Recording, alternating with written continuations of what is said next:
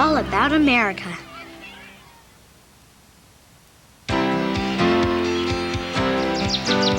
America is a pretty amazing place.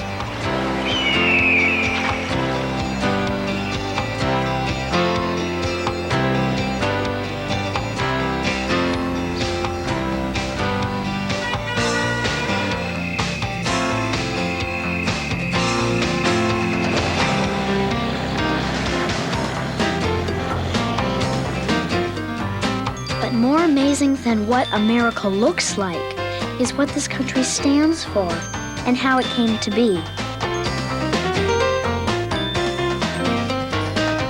This is a story about the United States of America and the most special thing about it, a kind of government called democracy. In a democracy, the people are the government. That means you and him and her and everyone. Democracy is a word that means people caring about their country and running it.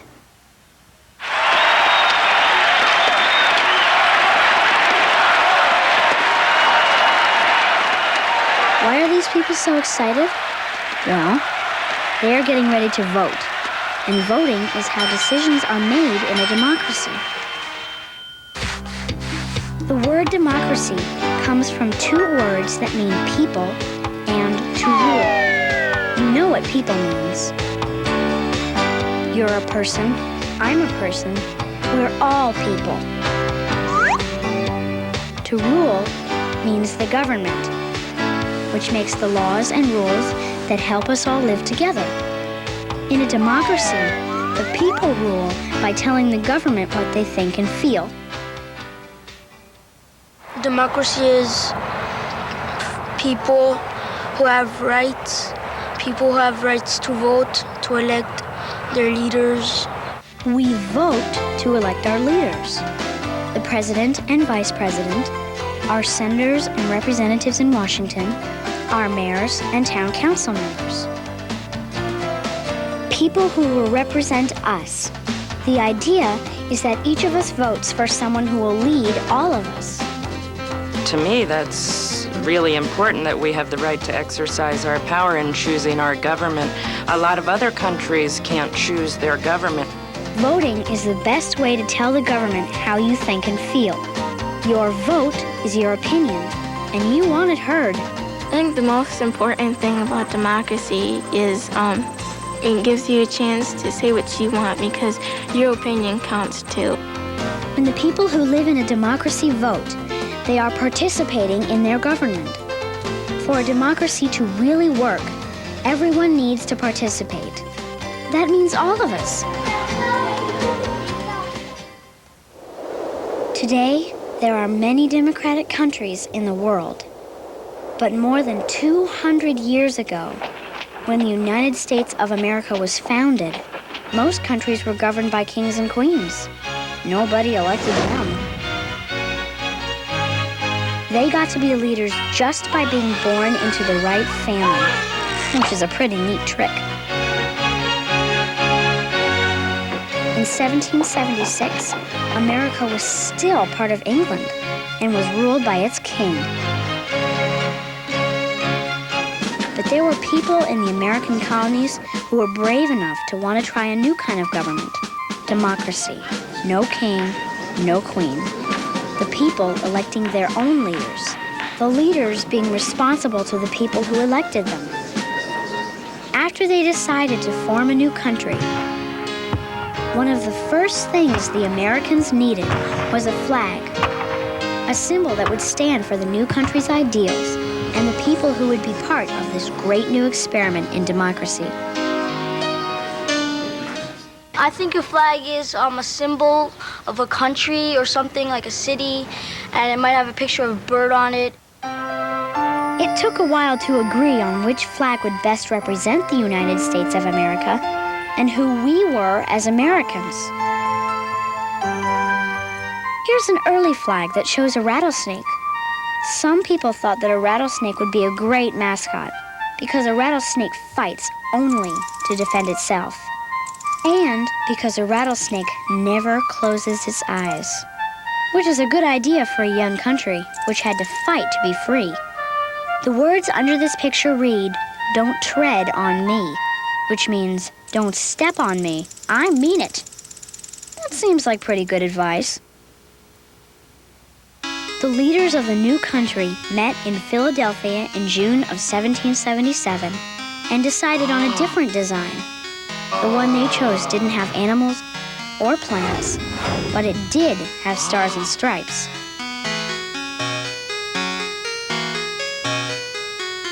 There were 13 colonies, or states, at that time. The 13 colonies would be represented by stripes of red and white. Like the flag, the colors are symbols of something else. Red is a color that stands for courage. So red means Americans have courage. The color white is a symbol of liberty or freedom. White also means innocence and purity. The young country was like a new baby. The third color was blue, which stands for loyalty, like loyalty to a team. It was important in those days of this infant country for the people who lived here to love their country and to be loyal to it even during hard times. The blue also stands for justice. It means that all people should be treated fairly and equally. The new flag had stripes, but it also had stars. 13 stars for the 13 colonies. The stars lay on a background of blue, like the night sky. The 13 stars would form a new constellation. Those leaders who met more than 200 years ago imagined America as a land of courageous people, a land of liberty. The new country would be like a light on a hill, a shining example of freedom for other people all over the world.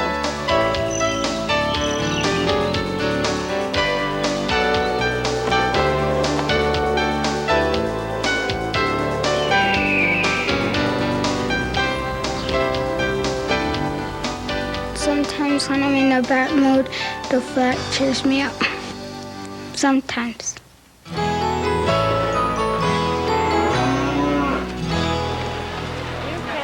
Do you know another symbol of our country? It's not this, or this, or this, although it almost was. The bald eagle is the symbol of our country, which means it stands for the people who live here and what they believe in. More than 200 years ago, a group of leaders chose the eagle as our symbol. Ever since then, the eagle has been part of our history. The eagle is on the Great Seal of the United States. You see the eagle everywhere.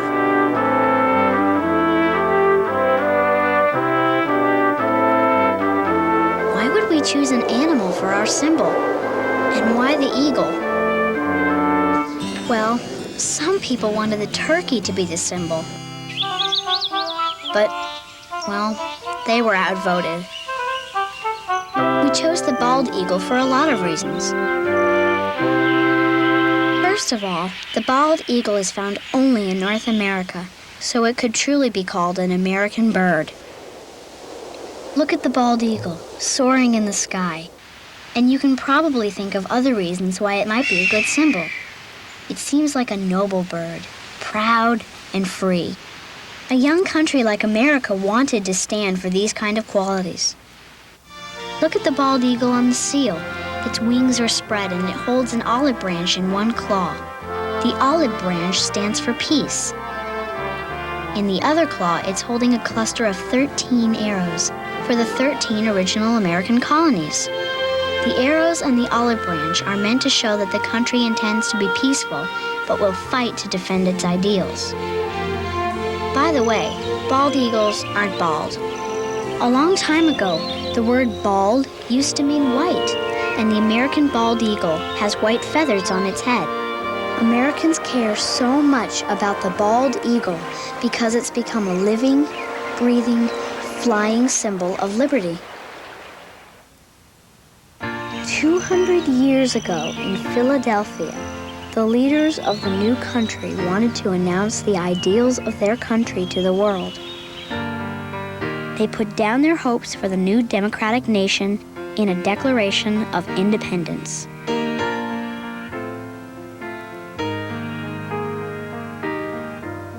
It was written by the youngest man at the meeting, Thomas Jefferson of Virginia. He was chosen because he was the best writer. Jefferson wrote that all men are created equal. Not just men, of course, all people. Jefferson was saying that all Americans deserve to be treated equally by the government. In this Declaration of Independence, Jefferson also wrote that all people have certain rights. Rights means things that we are entitled to, just because we live here. Jefferson said those rights were life, liberty, and the pursuit of happiness. We have these rights and others, so long as we don't hurt anyone else.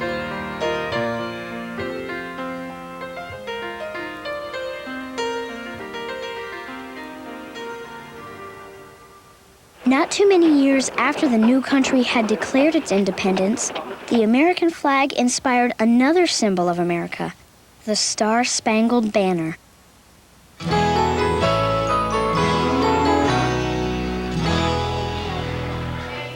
I don't know all the words that good. It's not too difficult, I just don't know all the words. I like to sing it, but sometimes it's hard to sing it when it has the high notes. Oh, say can you see? By the dawn's early light, but so proudly we hail at the twilight's last gleamings. Oh, say, does that Star-Spangled Banner? I don't remember the rest. Yay! Yay! Yay! Fire! Load! It was the fall of 1814. Left wheel! Up! Fire! And the country was at war again with England.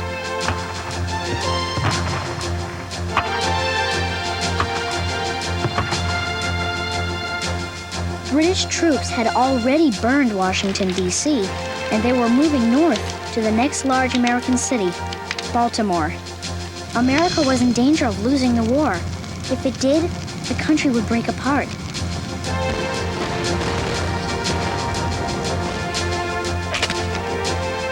Fort McHenry, commanded by Major George Armistead, guarded the entrance to Baltimore Harbor. If the invading troops could get past Fort McHenry, they would be able to capture the city. Armistead was proud of the American flag and had called for an extra-large flag to fly over his fort. A well-known flag maker named Mary Pickersgill sewed a flag 30 feet by 42 feet long, as big as a giant movie screen. Working with her daughter Mary, the two sewed 15 red and white stripes and 15 stars, because there were 15 states then. When the flag was finished, she presented Major Armistead with a bill for $574.44. The flag was so large, they had to construct a special wooden brace to support the flagpole so it wouldn't blow over in the wind.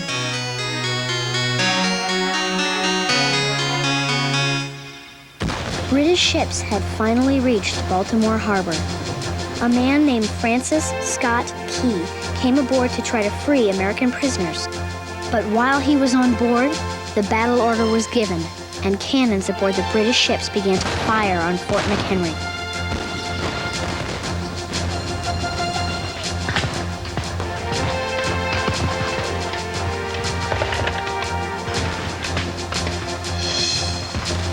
Major Armistead ordered his troops to fire back. For a full day, the battle raged. Cannonballs flew over Baltimore Harbor. Smoke filled the air.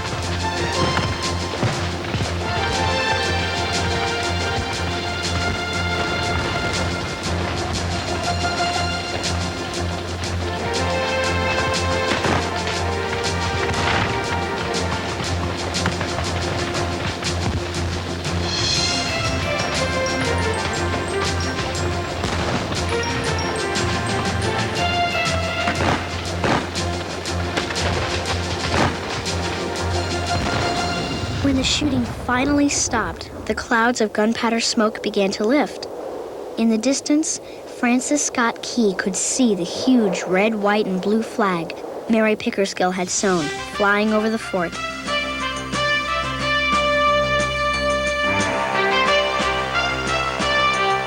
It was tattered and worn, but it was still flying.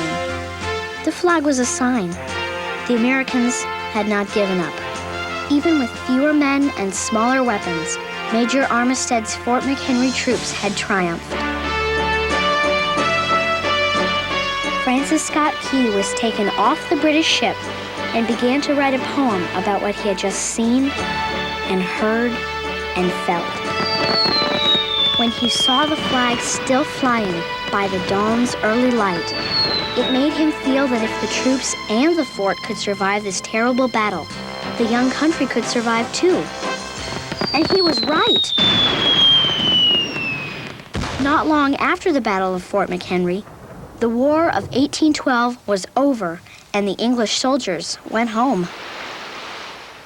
Oh, say, can you see by the dawn's early light what so proudly we hailed at the He proudly showed his poem to a friend who took it to a print shop and then handed it out to people throughout Baltimore. The poem became even more popular when people began to sing it to a favorite song of the day. At first, Francis Scott Key's poem was called The Battle of Fort McHenry. Soon, people began to call it the Star-Spangled Banner because it honored the flag. More than 100 years later, President Herbert Hoover made the Star-Spangled Banner the national anthem. That meant it became the official song of the United States.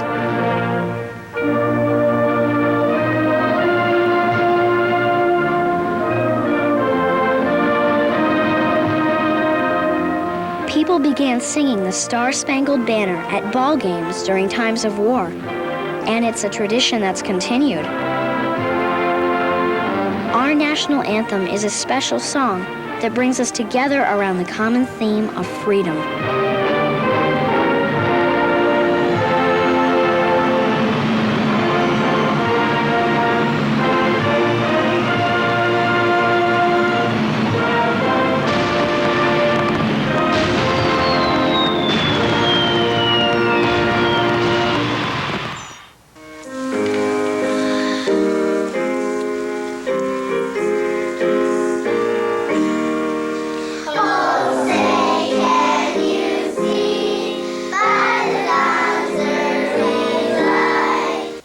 I think that they mean, like, can you see the flag in the early light of morning when, like, at the crack of dawn?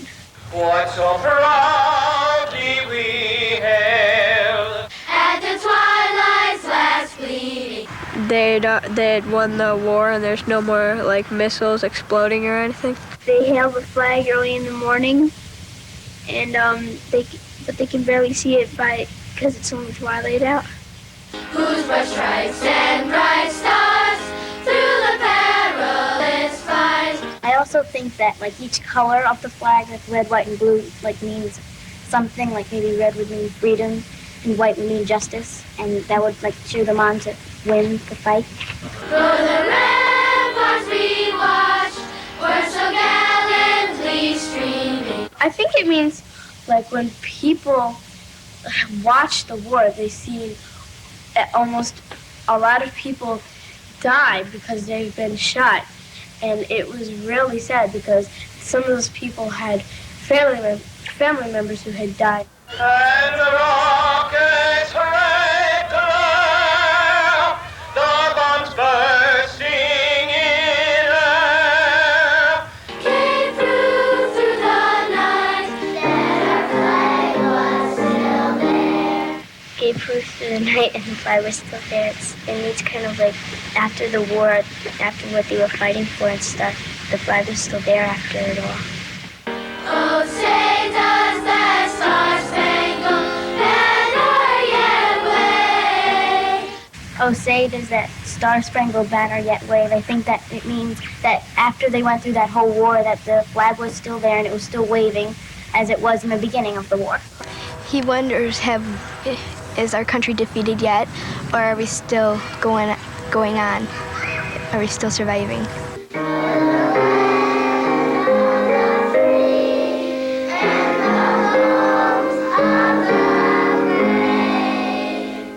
For the land of the free and home of the brave, I think that means that the soldiers, they lived here and it was their land and they were free and they were brave for fighting in the war.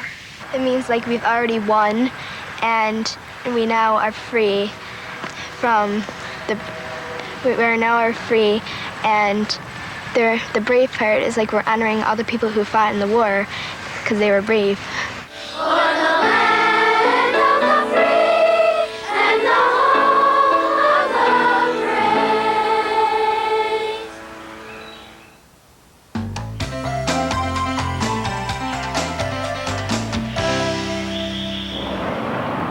brave. All across our country, we see buildings and monuments that help remind us of our ideals.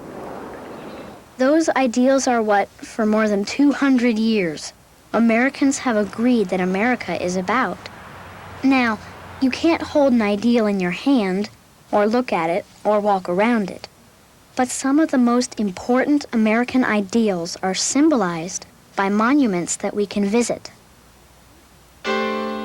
A monument can be a building, or a statue, or a sculpture. A monument is something that helps us remember. When we look at it, and touch it, and walk around it, there's something there that stands for something. There is a monument that stands for liberty. It rests on its own island in the middle of the harbor around New York City. It's called the Statue of Liberty. Some people call the statue Lady Liberty. Millions of people every year take a boat to visit the Statue of Liberty. It's a huge statue. It towers 240 feet above the waters of New York Harbor. The statue is made of 500,000 pounds of copper and wood and was built more than 100 years ago in Paris. The statue was given by people in France to America to celebrate the 100th anniversary of American independence. The sculptor saw the statue shining the light of liberty from America to the old world.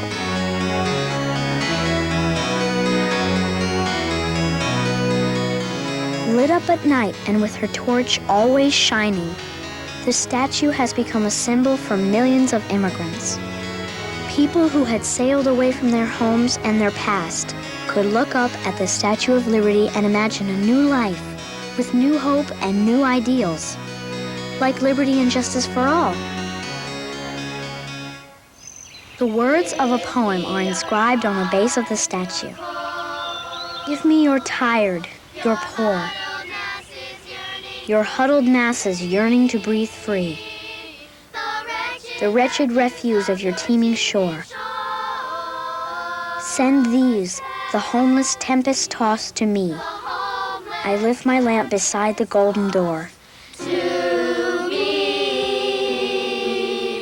I lift my lamp. Today, most immigrants no longer arrive by ship, and they come to our shores from all over the world, children as well as their parents. And the Statue of Liberty continues to mean to people all over the world that this is a land of immigrants, and that the light of liberty shines brightly in America as an example to the rest of the world. It had 7 points on its hat to represent 7 continents and the seas, and it has broken chains at its feet to represent freedom. The Statue of Liberty represents freedom for most people today. So in search of a better life, better way of living, their dreams. At her birthday, they set off fireworks and have like lots of parties. And it's where past immigrants and everyone came into this country. This was the first point that they seen. And and it stands for the liberty of America, the reason why a lot of them are coming, and the justice that they hope to find here. Equality is also one of the ideals Americans prize. Remember, all men are created equal, part of Thomas Jefferson's original dream for this country? Perhaps no other single place in this country symbolizes how Americans have struggled for equality as much as the Lincoln Memorial in Washington, D.C. This marble structure is filled with the hopes of people everywhere to be treated equally. This building serves as a reminder of one man, our 16th president, Abraham Lincoln, and everything he did to preserve the great ideal of equality. We remember Lincoln as the president who fought to keep the country together, who freed black men and women from slavery, and who was assassinated. The momentous issue that defined his presidency was slavery. This building is 188 feet long by 188 feet wide and 80 feet high. It seems just like a building, cold white stone, but it's not. There's so much of our past that's always here, inside these stones and columns. More than 130 years ago, our country was at war with itself, the North against the South. As president, Lincoln had promised to uphold the laws of the country and to keep the country together.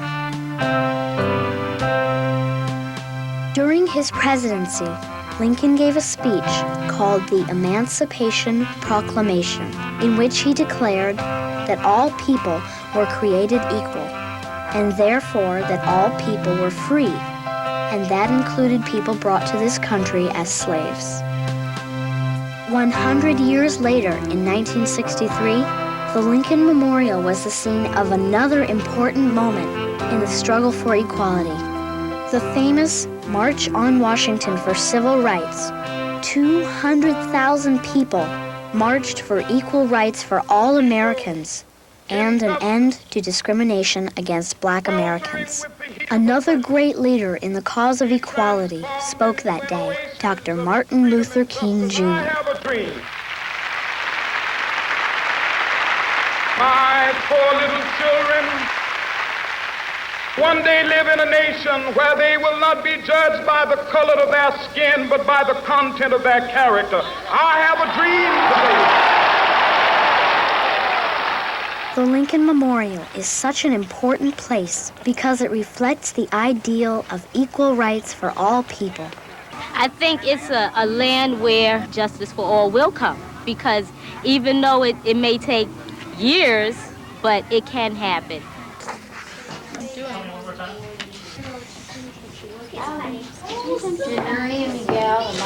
Lots of people today, especially kids, have really good ideas for monuments they would build to other important ideals we share.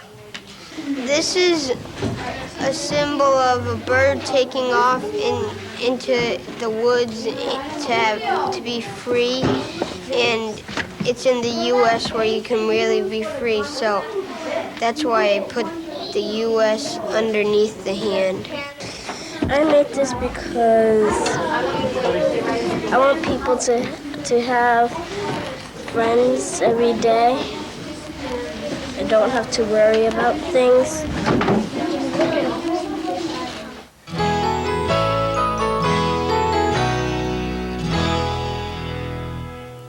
Democracy is like having freedom to vote instead of just like one person says something and then that's what goes. In our democracy, we express our freedom by voting. Election day is an opportunity for everyone to come out and let the government know how they think and feel. Although we don't all vote the same way, the act of voting is something we all share.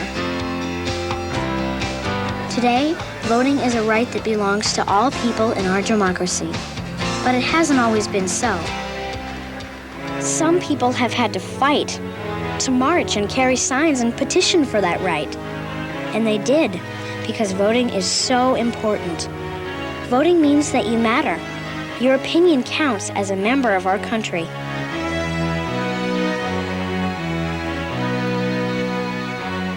Voting is exciting. Every year, somewhere, there is some kind of election. Electing a new class president, voting for money to build a new school, or electing a new mayor. And everyone, everywhere, can participate. You have to be 18 to vote in these elections, to pull the voting levers, press the buttons, or punch the tickets. But even if we're not 18 just yet, we still want our voices to be heard. We can write letters or sign petitions to the mayor or to Congress about things we care about. I think that we need like a little more nature, like trees and forests. Air pollution, that's what we take a breath of every day. If like factories are making smoke, that's what we're gonna take a breath of. Well, about the waters, people are just throwing in toxic waste and stuff, and it's sort of it is polluting it. If the red wolf would be extinct, I would be sad. I'd write to Congress and ask them to pass a law for no killing animals or cutting down trees. If a new law is passed that children don't think is right, like the killing of whales, then maybe a lot of children will send in letters to the government saying, we don't think this law is right because it's not really fair. Kids are the next generation, so they should help make laws by writing notes to their senator or their mayor. You can help to interest other voters in someone or something you believe in. We'll get you help for that. I need to be down here. Right. Good afternoon. You can even make sure people who listen to you, like your parents, get to the voting booth. Well, it's very important to vote because you need to see who you feel will do the best for your city. And if when you vote for them, you really get a chance to try to make life better for yourself and all the other people. I think it would be kind of neat to vote because, I mean, you'd be having part of your say into what happens. Because if people who just didn't feel like going down to the voting polls and voting, then like bad people or criminals, they could get whoever they wanted in office. When we vote, it makes me feel real happy. You could also tell your parents, and your parents could go and vote or argue in town council, or you could go to the town council. Well, we had a mock election at school last year, so I voted in the presidential election we had here at the school. Student government, we vote for the president, vice president, secretary, treasurer. And we've gotten to vote on, like, in our class, we got to vote on what to do, like, if we wanted to go to computer lab or science lab or something like that, you know? I think voting is fun because you can have your own opinion and stuff, and you have choice, and you know that you had a choice, like, even if it didn't come out the way you wanted it to.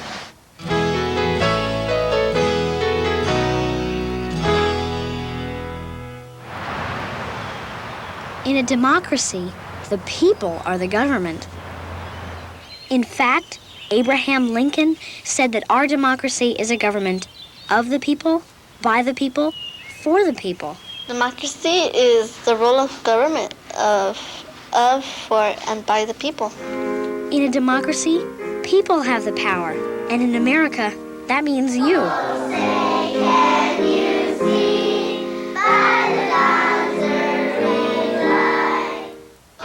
America is a pretty amazing place.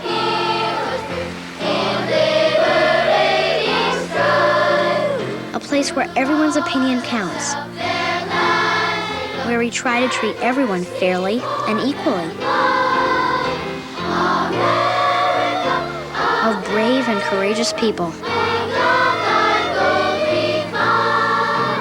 A pretty amazing place.